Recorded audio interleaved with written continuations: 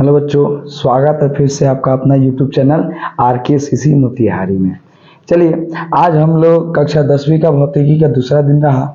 चलिए, आज हम लोग इसको चैप्टर चालू किए थे प्रकाश का परावर्तन।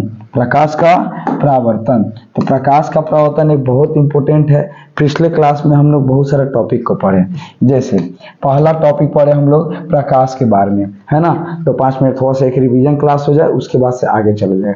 बिना कोई बकवास किए हम लोग आगे पढ़ाई करते हैं और आगे समझते हैं।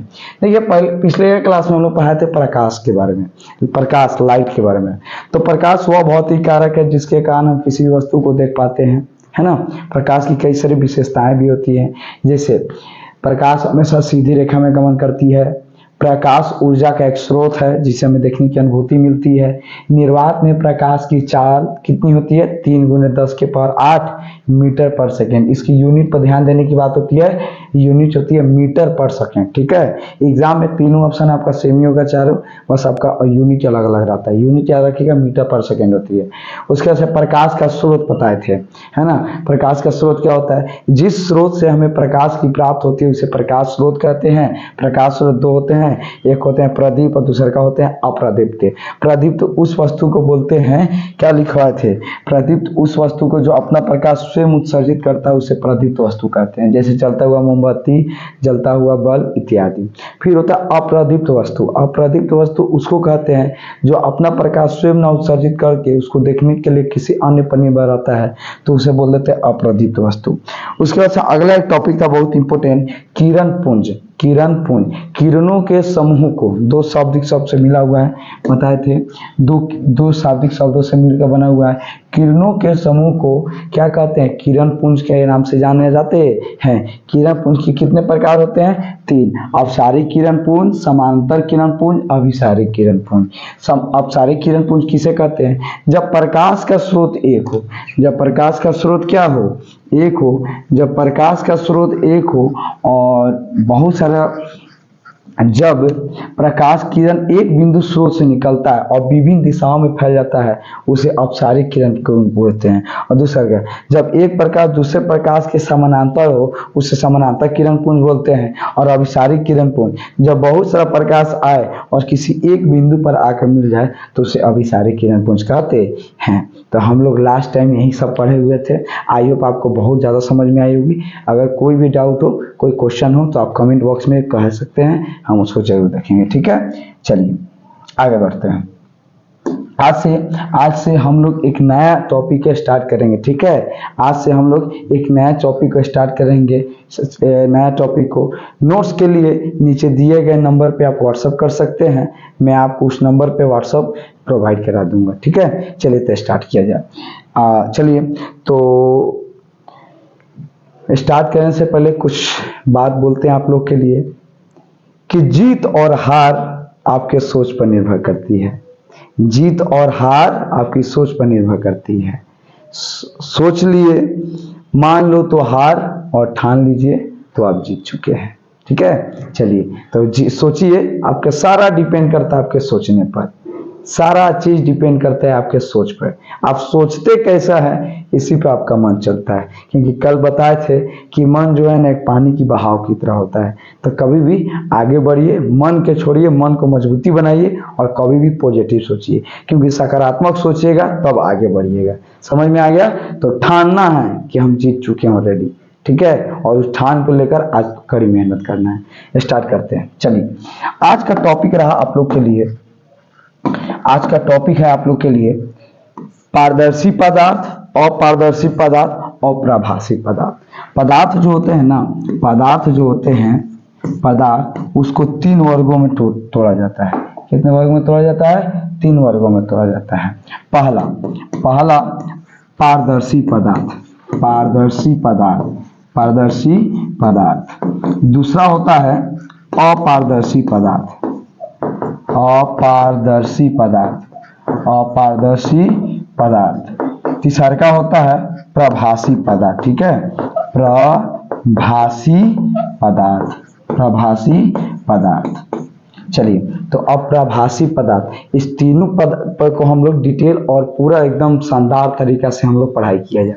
पहला है पारदर्शी पदार्थ, ठीक है। तो यहाँ पे पारदर्शी पदार्थ को समझिए, बोला है वैसे पदार्थ जिनसे होकर प्रकाश आसानी से आर पार हो जाती है, जिनसे पदार्थ आसानी से आर पार हो जाती है, आसानी से बिना कोई दिक्कत को हम लोग एक वस्तु को दूसरे वस्तु को देख सकते हैं, आसानी से आर पार हो जाती है, तो उसे पारदर्शी पदार्थ कहते हैं। क्या कहते हैं? पारदर्शी पदार्थ कहते हैं। जैसे यह हवा हो गया, हवा हो गया, हवा में भी बहुत से प्रकार के पदार्थ मौजूद होती है, लेकिन आप हमको स्पष्ट रूप से पूरा देख सकते हैं, आप हमको पूर्ण रूप से पूरा देख सकते हैं, पूर्ण रूप से पूरी तरह से देख सकते हैं, क्योंकि हवा जो है एक पारदर्शी पदार्थ होता है, ठीक है। चलिए, हवा पानी एक प्रकार का पारदर्शी, तो वही है कि वैसे पदार्थ जिनसे होकर प्रकाश आसानी से आर पार हो जाती है, आसानी से आर पार हो जाती है, उसे क्या कहते हैं? पारदर्शी पदार्थ बोलते हैं। समझ में आ गया?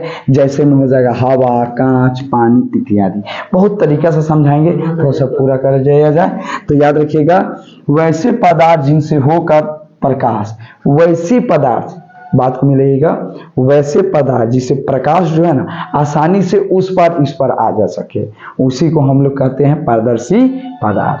अगला होता है अपारदर्शी पदार्थ, वैसे पदार्थ जिनसे होकर प्रकाश की किरणें आर पार नहीं करती है, बिल्कुल ही नहीं करती है। जैसे मान लीजिए कोचिंग का फॉर्म है, कोचिंग का ये फॉर्म हुआ, तो आप इस पर प्रकाश मारते हैं, सपोज दैट इस पर आप प्रकाश मार दिए, तो इस प्रकाश को हम इस पर मारते हैं, तो इस पर दिखाई दे रही है? नहीं दिखा रही है, क्योंकि प्रकाश पूर्ण रूप से आर पार ही नहीं कर रही है, आर पार ही नहीं कर रही है। इसलिए ये जो आपका ये फॉर्म का जो बुक हो गया, एक प्रकार का कशी हो गया, अपारदर्शी पदार्थ हो गया। क्या हो गया? अपारदर्शी पदार्थ हो गया, ठीक है। आगे जैसे में आप कलम, लकड़ी, किताब, दीवार इत्यादि बहुत सारा बात बता सकते हैं। उसका होता है प्रभासी पदार्थ। पदार्थ में एक और पदार्थ होता है, उसका नाम होता है प्रभासी। क्या नाम होता है? प्रभासी पदार्थ होता है। प्रभासी पदार्थ क्या होता है? प्रभासी पदार्थ वैसे पदार्थ जिनसे होकर प्रकाश की किरणें कुछ ही भाग आर पार कर जाती है, यानी कुछ भाग आएगा, कुछ भाग नहीं आएगा, ठीक है। तो बुआ, जैसे मान लीजिए कि मेरे एक पेपर को है, ठीक है, ये गेट खोल दीजिए, आ जाएगी अंदर, कोई अच्छा होगा आके अंदर बैठिए।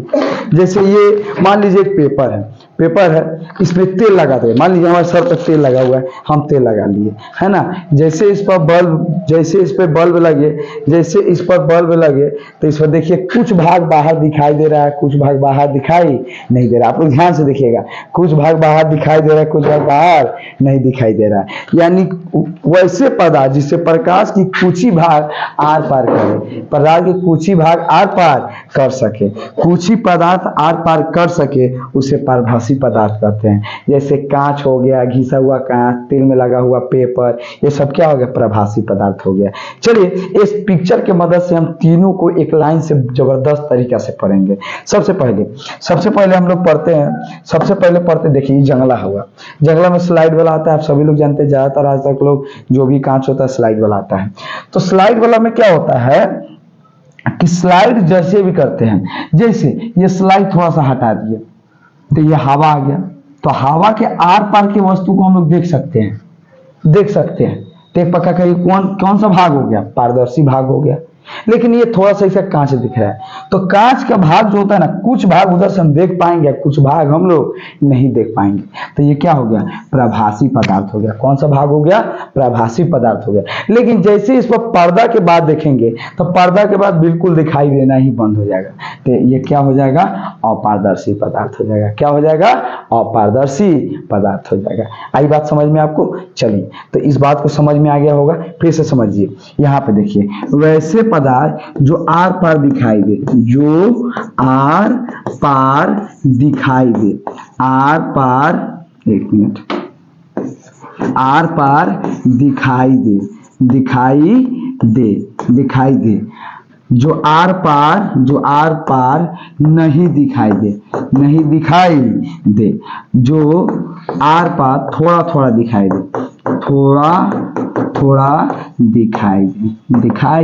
दे, आइए समझ में आ गया? आप सभी लोग बताइए, वैसे पदार्थ जो आर पार दिखाई देता है उसे क्या बोलते हैं? पारदर्शी पदार्थ बोलते हैं। जो आर पार नहीं दिखाई देता उसे क्या बोलते हैं? अपारदर्शी पदार्थ बोलते हैं। प्रभासी पदार्थ जो थोड़ा थोड़ा दिखाई दिया, थोड़ा थोड़ा दिखाई न दे, उसे क्या बोलते हैं? प्रभासी पदार्थ बोलते हैं। चलिए, समझ में आ गया? अगर आपके मन में इससे कोई एक एक एग्जाम्पल याद आता हो तो आप कमेंट बॉक्स में जरूर लिखिएगा। चलिए, तो चलिए आगे, आज से आगे बढ़ा जाए। चलिए आगे स्टार्ट किया जाए। अगला बहुत ही इंपॉर्टेंट, बहुत ही जबरदस्त, जो एग्जाम को लेकर एक नया क्वेश्चन जरूर मिलता है, एक नया, चाहे एग्जाम हार्ड हो या लोकल हो, लेकिन इस टॉपिक से एक नया क्वेश्चन 2 नंबर का जरूर बनता है। आई बात समझ में? चलिए समझते हैं हम लोग क्या है। उस टॉपिक का मेन मतलब अब आ गया जो हमको पढ़ना था। अभी तक हम लोग जितना भी पढ़ रहे थे वो प्रकाश की बातें बोल रहे थे। प्रकाश क्या है, प्रकाश के गुण क्या है, प्रकाश के कितने प्रकार, प्रकाश के आधार पर पदार्थ के कितने प्रकार होते हैं, पारदर्शी, अपारदर्शी, प्रभासी। लेकिन अब प्रकाश का परावर्तन पढ़ना है कि प्रकाश का परावर्तन किस प्रकार होता है, इस बात को समझिए। प्रकाश का परावर्तन मेन टॉपिक हम लोग का यही है। इंग्लिश में रिफ्लेक्शन ऑफ लाइट बोलते हैं। आई बात समझ में आपको? चलिए तो चलते हैं इसको समझाने। देखिए, प्रकाश का परावर्तन, तो प्रकाश का परावर्तन जो होता है ना, कर रहा है क्वेश्चन, कर रहा है प्रकाश का परावर्तन किसे कहते हैं तथा यह कितने प्रकार के होते हैं। याद रखिएगा, प्रकार और नियम दोनों अलग अलग चीज होती है। समझ में आता है? नियम और टाइप में अंतर होता है, वह रूल्स एंड टाइप डिफरेंट होते हैं। चलिए आगे समझते हैं क्या होता है प्रकाश। समझिए, जब प्रकाश की किरणें समांगी माध्यम से चलकर, किस माध्यम से? समांगी माध्यम से चलकर किसी समतल सतह से टकराती है, किसी समतल सतह से टकराती है, समतल सतह से टकराती, समतल सतह से टकराती है, और प्रकाश जिस दिशा में जाती है, टकराने के बाद प्रकाश जिस दिशा में जाती है उसे प्रकाश का परावर्तन कहते हैं। क्या कहते हैं? प्रकाश का परावर्तन कहते हैं। समझ में आया कि नहीं बाबू आपको? प्रकाश का समझिए कि मान लीजिए यहाँ पे एक टॉर्च है, समझिए यहाँ पे टॉर्च है, मानिए नहीं है भी टॉर्च है, ये है ना तो ये टॉर्च है। और यहाँ पे एक है ना, ये हम इसको दर्पण रख दिए, आईना मान लीजिए यहाँ पे एक हम रख दिए, यहाँ पे हम आपका रख दिए समतल रख देते हैं, समतल दर्पण रख देते हैं, समतल दर्पण। एक मिनट, यहाँ पे हम रख देते हैं समतल दर्पण, समतल दर्पण रख दिए, है ना। अब समतल दर्पण जब रख दिए, समतल दर्पण यहाँ रख दिए, क्या किए, यहाँ से एक टॉर्च से हम प्रकाश मारे, प्रकाश मारे यहाँ पे। जैसे प्रकाश मारे तो आप देखिएगा, जैसे यहाँ प्रकाश आ रही है, जस्ट इसके टकरा कर इस दिशा में चल जा रही है। देखिए आप लोग, जा रही है कि नहीं जा रही है? कि जब प्रकाश आ रही तो टकरा कर फिर दूसरे दिशा में चल जा रही है। यानी प्रकाश आया और टकरा कर चला गया, प्रकाश आया और टकरा कर चला गया। इसी घटना को हम लोग प्रकाश का परावर्तन कहते हैं। सपोज दैट कि इस मार्कर को देखना है, तो मार्कर को देखने के लिए, रात में हमको इस मार्कर को देखने के लिए, तो इस जलता हुआ मोबाइल को क्या हम अपने आंख को बारेंगे तो दिखाई देगा? क्या हम अपने आंख को बारेंगे तभी दिखाई देगा? नहीं। जब इसको हम अपने पेन पर मारते हैं, इस कलम पर प्रकाश मारते हैं, तो प्रकाश की किरण क्या होता है, इस कलम पे आती है, इस पर टकराती है और टकरा कर हमारी आंखों तक पहुंचती है, तब हम इस वस्तु को देख पाते हैं। आई बात समझ में? तो इस घटना में हम लोग किसी भी वस्तु को देख पाते हैं, समाज में हम किसी भी वस्तु को देख पाते हैं, वो प्रकाश के परावर्तन की वजह से देख पाते हैं। समझ में आया मेरे भाई?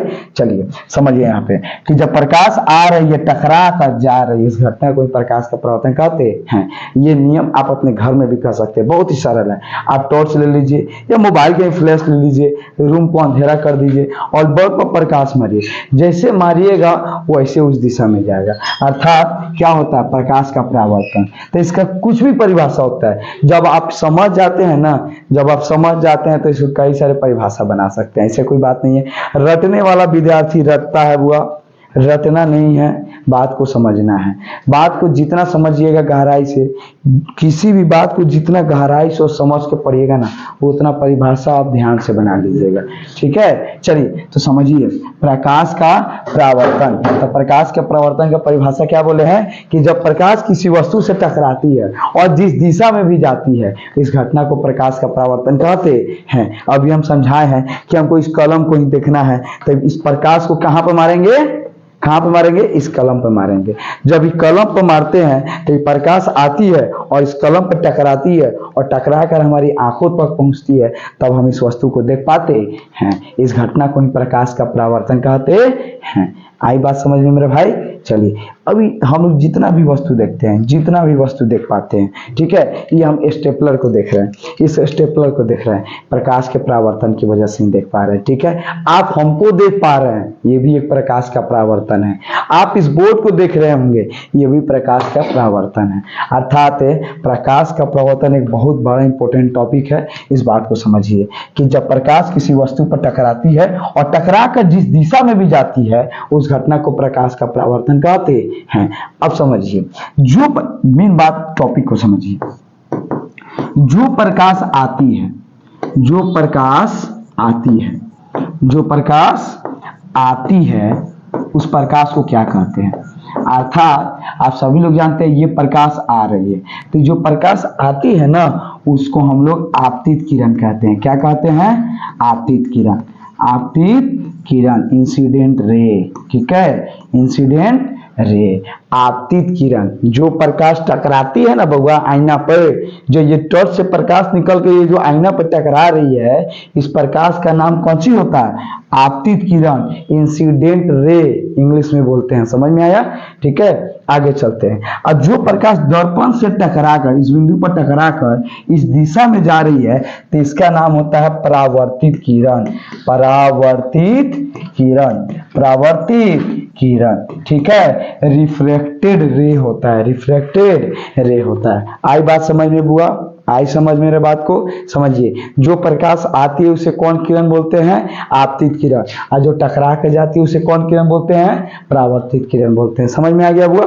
अब चलिए, इस बात को तो समझ गए, बढ़िया समझ गए कि जब प्रकाश किसी वस्तु पर पड़ती है और टकरा कर जिस दिशा में भी जाती है, उसे प्रकाश का परावर्तन कहते हैं। जो प्रकाश आती है उसे आपतित किरण, जो प्रकाश जाती है उसे परावर्तित किरण। अब कोई भी किरण जो होता है ना, एंगल पर चलती है, एंगल पर चलती है। किस पर चलती है? एंगल, कोण पे। तो इस कोण को नापने के लिए अपने मन से इस पर एक 90 डिग्री का हम लोग क्या खींच देते हैं? अभिलंब खींच देते हैं। क्या खींच देते हैं? अभिलंब खींच देते हैं। क्यों खींचते हैं? इस पर अभिलंब हम क्यों खींचते हैं? कोई बच्चे बता सकते हैं? इस पे अभिलंब हम खींचते हैं, इस पे अभिलंब हम इसलिए खींचते हैं बुआ, एक मिनट,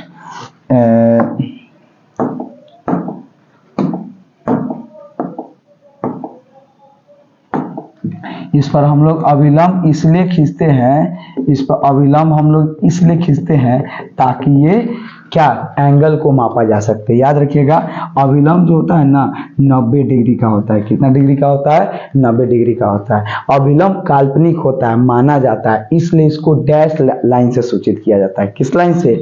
डैश लाइन से। अगर आपको फ्रेश नहीं दिखाई दे रहा हो तो हम फ्रेश एक बार फिर से बनाने की कोशिश करते हैं, आप लोग इस बात को समझिएगा। ठीक है, चलिए, तो ये जो होता है ना, कभी भी काल्पनिक होता है, क्योंकि अभिलंब वास्तविक नहीं होता है, ये काल्पनिक रूप से माना जाता है, काल्पनिक रूप से माना जाता है। तो याद रखिएगा, एंगल मापने के लिए अभिलंब का निर्माण किया जाता है। इस लाइन जो अभी पा रहे हैं, इसका नाम होता है अभिलंब। अभिलंब, इंग्लिश में इसको बोलते हैं नॉर्मल। तो बात समझ में आया? जो प्रकाश आता है उसे कौन किरण? आपतित किरण। जो प्रकाश जाता है उसे परावर्तित किरण। और एंगल नापने के लिए जो एक बीचे बीचे डंडा दिया जाता है उसको क्या बोलते हैं? अभिलंब बोलते हैं। तो आप यहाँ ध्यान से देखिएगा, आपतित किरण और अभिलंब, आपतित किरण और अभिलंब के बीच में एक कोण बन रहा है। क्या बन रहा है? कोण बन रहा है। ध्यान से देखिए, आपतित किरण और अभिलंब के बीच एक क्या बन रहा है? कोण बन रहा है। क्या बन रहा है? कोण बन रहा है। इसी कोण को हम लोग क्या कहते हैं? आपतन कोण कहते हैं। क्या कहते हैं? आपतन कोण कहते हैं। आपतन, आपतन कोण के नाम से जानते हैं। समझ में आई बउआ कि आपतित किरण और अभिलंब के बीच में जो कोण बन रहा है इसका नाम क्या होता है? आपतन कोण होता है। बिहार बोर्ड में इस बात को याद रखिएगा बुआ। देखिए किसी भी चीज को जब पढ़ रहे हैं ना तो उसको समझ के पढ़िए, क्योंकि समझ के पढ़िएगा ना, थ्योरी जब आपको मालूम होता है ना तो आपको इसको न्यूमेरिकल बनाने में भी काफी ज्यादा मदद मिलेगी। एग्जाम में आता भी है कि प्रकाश के परावर्तन में कोण आई का मान अगर 45 डिग्री है तो कोण आर का मान क्या होगा। तो आप लोग को मालूम होना चाहिए कि हाँ आपतन कोण परावर्तन कोण के क्या होता है? बराबर होता है। आपको अब मेरे मुंह से सुनेंगे परावर्तन कोण। तो अभी तो आप बता दिए कि आपतित किरण और अभिलंब के बीच में जो कोण बन रहा है उस कोण को हम लोग कौन कौन कहते हैं? आपतन कोण कहते हैं। ठीक वैसे ही जो टकरा के जाता है उसे कौन किरण कहते हैं? परावर्तित किरण। तो परावर्तित किरण मतलब ये परावर्तित किरण अभिलंब के बीच में जो ये कोण बन रहा है ना, इस कोण का नाम है परावर्तन कोण। परावर्तन कोण, परावर्तन कोण, इसको कोण आई से सूचित करते हैं, इसको कोण आर से सूचित करते हैं। समझ में आ गया? तो इंसिडेंट रे रेफ्लेक्टेड एंगल। तो याद रखिएगा जो प्रकाश, अब इस पिक्चर को आप लोग आई होप समझ में आई होगा। चलिए एक बार रिवीजन कर देते हैं। प्रकाश का परावर्तन, याद रखिएगा प्रकाश का परावर्तन किसे कहते हैं? तो इस बात समझिए, जब प्रकाश किसी वस्तु पर पड़ती है और टकरा कर जिस दिशा में भी जाती है इस घटना को प्रकाश का परावर्तन कहते हैं। प्रकाश के परावर्तन की वजह से ही आप हमको देख पा रहे हैं, चाहे हम आपको देख पा रहे हैं, तो ये घटना प्रकाश का परावर्तन हो गया। जैसे इस पिक्चर के मदद समझाए हैं कि एक लाइट मारे हैं तो लाइट मारे तो टकरा कर यहाँ पर चला गया, तो ये घटना प्रकाश का परावर्तन को दर्शाता है। लेकिन इसमें अब केवल इसको नाम रखने, ये पिक्चर बड़ी काम का चीज है। पिक्चर जब तक आपको याद नहीं, एग्जाम में कभी भी आए जब तक पिक्चर नहीं बनाइएगा तो आपका क्वेश्चन का उत्तर चाहे कितनों लिख दे वो परिपूर्ण नहीं कहलाएगी। तो याद रखिएगा जो प्रकाश आती है तो उसे कौन किरण बोलते हैं? आपतित किरण। जो प्रकाश आती है उसे कौन किरण? आपतित किरण। और जो टकरा के जाती है उसे परावर्तित किरण।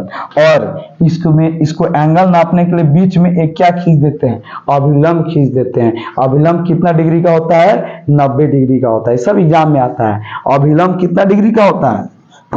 अभिलंब जो होता है ना, माना जाता है ये जो होता है ना 90 डिग्री का होता है। एंगल नापने के लिए इसको खींचा जाता है। तो आप लोग आपतित किरण और अभिलंब के बीच में कोण बन रहा होगा, उस कोण को हम लोग कौन सा कोण कहते हैं? आपतन कोण कहते हैं। अब परावर्तित किरण और अभिलंब के बीच में भी एक कोण बन रहा है जिसको परावर्तन कोण कहते हैं।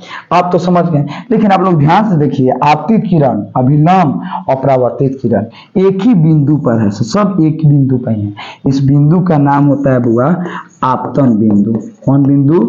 आपतन या मूल बिंदु। आपतन या मूल बिंदु। आई बात समझ में? समझ में आ गया?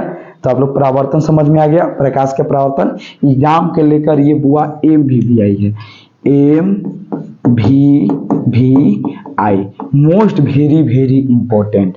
इस बात को याद रखिएगा मैट्रिक के एग्जाम को लेकर। तो प्रकाश के परावर्तन किसे कहते हैं? जब प्रकाश किसी वस्तु पर पड़ती है, टकरा कर जिस दिशा में भी जाती है उस घटना को प्रकाश का परावर्तन कहते हैं। प्रकाश के परावर्तन, जो प्रकाश आती है उसे आपतित किरण, जो टकरा के जाती है उसे परावर्तित किरण। और आपतन बिंदु पर डाला गया अभिलंब भी होता है। अभिलंब कितना डिग्री का होता है? 90 डिग्री। क्या ये वास्तविक होता है? नहीं, काल्पनिक होता है। किसके लिए होता है? तो ये दोनों किरण को एंगल नापने के लिए। तो आपतित किरण और अभिलंब के बीच में जो कोण बनता है उसे कौन कोण कहते हैं? आपतन कोण। और परावर्तित किरण और अभिलंब के बीच में जो कोण बनता है उसको कथी बोलते हैं? परावर्तन कोण बनते हैं। समझ में आया? तो अब चलिए इसके प्रकार के बारे में पढ़ते हैं हम लोग। आप लोग परावर्तन के बारे में समझ गए होंगे, अब हम लोग समझते हैं इसके प्रकार के बारे में। तो देखिए प्रकाश का जो परावर्तन होते हैं ना उसके 2 प्रकार होते हैं। नियम भी 2 होते हैं और प्रकार भी 2 होते हैं। समझ में आया? कितने प्रकार होते हैं? 2 प्रकार होते हैं। पहला होते हैं नियमित और दूसरा का होते हैं अनियमित। पहला प्रकार का नाम होता है नियमित प्रकाश का परावर्तन और दूसरा का होता है अनियमित प्रकाश का परावर्तन। हम लोग समझा जाए पहला नियमित प्रकाश का परावर्तन किसे कहते हैं? नियमित प्रकाश का परावर्तन, तो जब प्रकाश की किरणें किसी समतल या चिकनी सतह पर पड़ती है तो वह नियमित रूप से परावर्तित होती है, उसे नियमित प्रकाश का प्रभाव। जब कोई प्रकाश हो किसी चिकनी या समतल सतह पर पड़ती है अनियमित रूप से परावर्तित होती है, आ रहा है जा रहा है, माने जो नियम का फॉलो करती है, आ रहा है जा रहा है, इसको हम पिक्चर की मदद से नियमित। तो अभी आप लोग समझे प्रकाश के परावर्तन और अपवर्तन के बारे में कि जब प्रकाश किसी वस्तु पर पड़ती है और टकरा कर जहां जाती है उसे प्रकाश का अपवर्तन कहते हैं। प्रकाश के अपवर्तन के कितने प्रकार? दो, नियमित और दूसरा अनियमित। नियमित और अनियमित किसको बोलते हैं? तो जब प्रकाश की किरण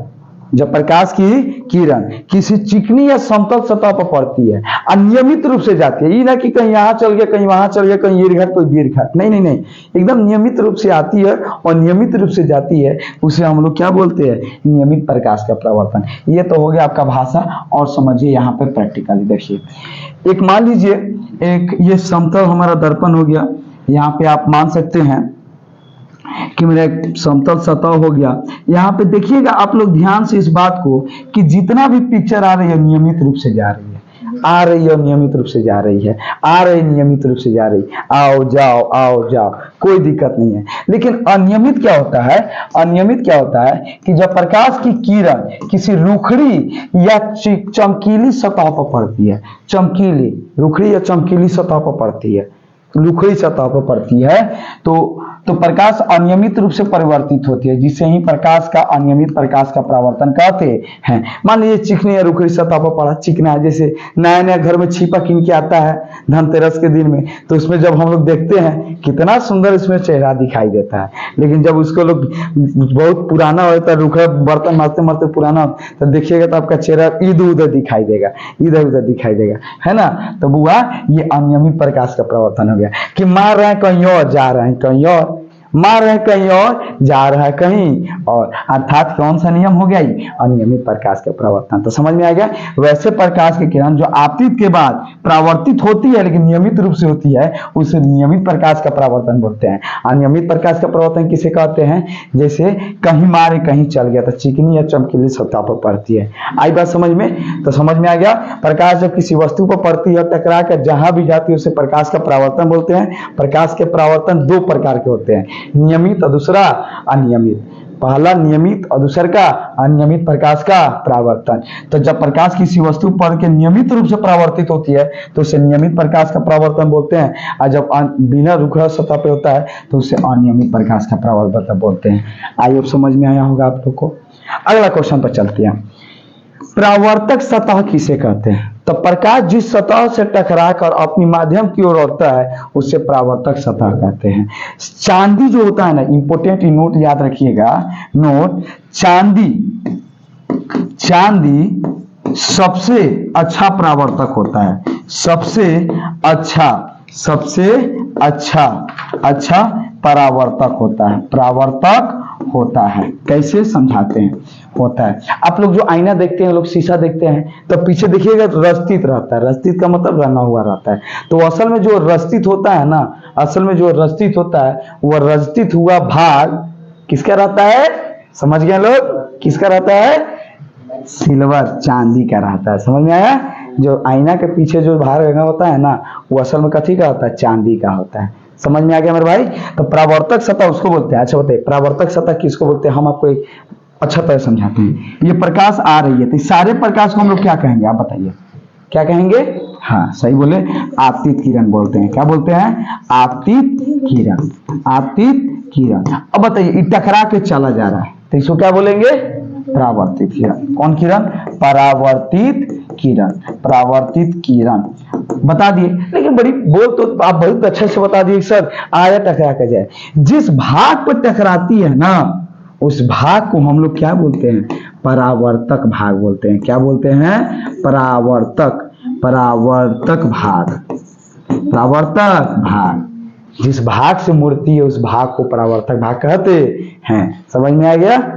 आई बात समझ में? तो इसको परावर्तक भाग बोलते हैं। चलिए समझ गए। इस नोट को याद रख लीजिएगा अपने नोट्स। जब हम इसका नोट्स आप लोगों जो कि शुरुआत में जो नंबर बताए हैं उस नंबर पे जब मैसेज कीजिएगा, इस जो नोट्स आप लोग नोट कीजिएगा तो इस भाग को आप हाईलाइट करके रखिएगा, ठीक है ना। नोट्स बनाते वक्त एक हाईलाइट रखा कीजिए नोट्स। चूंकि देखिए, जिसका नोट्स जितना तगड़ा होता है ना, उस बच्चा का एग्जाम भी उतना हेवी जाता है।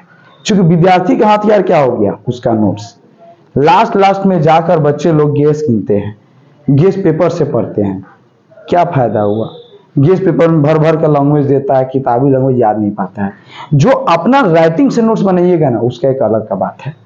जो अपना राइटिंग बनाइएगा ना, अपना राइटिंग से जो बनाइएगा उसका मजा ही कुछ है। अमन देखो, जिस भाग से अपना बनाइएगा, अपना हैंड राइटिंग बनाइएगा, उसका मजा ही कुछ और है। तो याद रखिएगा बुआ, प्रकाश जिस भाग से टकरा कर जाती है उस भाग को हम लोग परावर्तक भाग कहते हैं, चाहे वो नियमित में हो चाहे वो अनियमित में हो। आई बात समझ में? आगे चलते हैं, ठीक है ना। प्रकाशीय माध्यम किसे कहते हैं? प्रकाशिकीय माध्यम वह क्षेत्र जिससे होकर प्रकाश वस्तु से निकलकर आंख तक पहुंचती है तो उसे प्रकाशिकीय भाग कहते हैं। प्रकाशीय भाग, मान लीजिए प्रकाशिकीय भाग क्या हुआ, यही एक छोटा सा टॉपिक हो गया कि मान लीजिए ये बल्ब है, इस मोबाइल का फ्लैश जला है और इस पेन को देख रहा है।